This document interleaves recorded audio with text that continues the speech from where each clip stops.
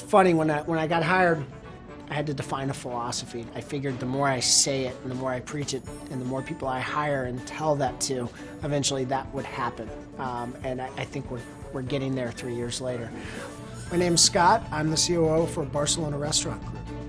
Human resources is one of the most important things we do in our business. You can't train people to be enthusiastic, nice, fun, great people. You have to hire that. And this is a transient business, so people are constantly moving. So the minute you stop looking, you're actually sliding backwards. So we're always hiring. And we're always firing.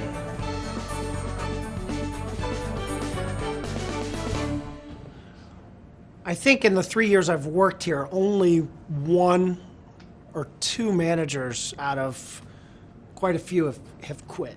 However, we've turned over probably 60 to 70% of management in the past 3 years. And that is because we're not afraid to let people go. We demand a certain level of quality. And we're continuously raising the bar on what our expectations are. And the other thing is, this is a high burnout business. People burn out. Somebody who was great a year ago may not be great this year. You guys are famous for friendly service. I mean, this is how you built the business. This is how you guys went from a losing restaurant to a restaurant that's making money, that's in the game with everybody else. And I'm getting some signs. They did not feel welcomed by DJ.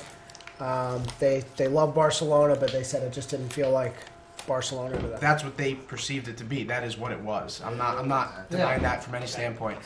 I just saw him hustling and doing a really good job. Let's put it another way. DJ can be good. Right now, he's not.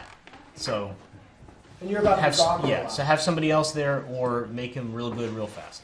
If you think it's somebody who's got the ability, happy in the kitchen, then you owe it to them to spend a night, 2 nights, 3 nights, glued to them. Figure it out.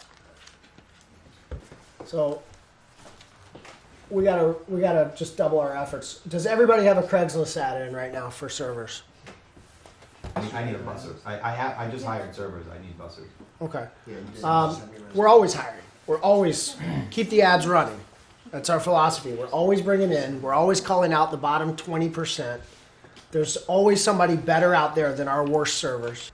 I have an interview every day. I interview people every single day. You guys should be too. That's how you get better. You hire your way out of your problems, because we can train people all day, but we can't find happy people with good attitudes. We can't train that into people. Either they are or they aren't. Human resources is the biggest thing we do. I really think for any company that's involved in customer service, it is the most important thing you can do is have the right people in front of your customers. You don't have to have the greatest resume in the world to make it into the interview. I'll have as many as 4 to 6 interviews a day. They last 20 minutes. I don't take a long interview.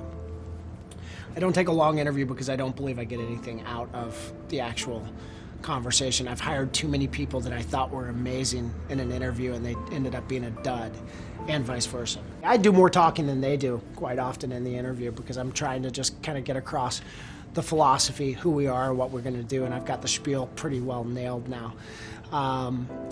But my process is a 3-stage process.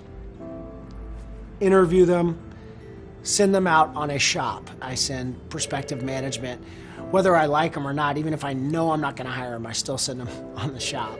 And I give them a $100 allowance and tell them to go out to the restaurants, 1 or 2 of the restaurants if possible, and eat a few tapas, sit down, have a couple drinks, and write me an essay. It lets me see what is important to them within the restaurant, because I think we as professionals in this industry cannot just go to a restaurant and not pay attention to what's going on. Whether it drives my wife crazy, but I see everything, and I have to make a conscious choice not to get annoyed by it. So I try to tap into that with our candidates. I also get a sense of their level of education, of their intelligence, of their ability to complete a task. There's a lot of other ancillary things that come out of that process. How long it takes them to do it, whether it's 2 weeks later, whether it's the next day, how excited they are. And I think they get something out of it too, because sometimes these candidates come in blind. They don't know our restaurant group, or they might be from New York, they might be from somewhere else, and they're driving in for the interview. So this introduces them to the brand. So they're learning about us at the same time. If it's a good shop, it doesn't have to be a great shop. If it's a good shop, I'll go to the stage 3, which is I want you to pretend like you've worked for us for 6 months, and I want to see who you are. I want to see you commanding the floor, making friends with the guests, talking to the staff. I want to see who you would be for me. If they do a good job on that, at that point we start talking about a job. Would you pass your own tests? Would you hire you? It's a good question. I think I would. Well, I don't know. I don't know if I would have the floor presence that I demand out of my managers. I'm not sure that I would be a great floor manager for Barcelona.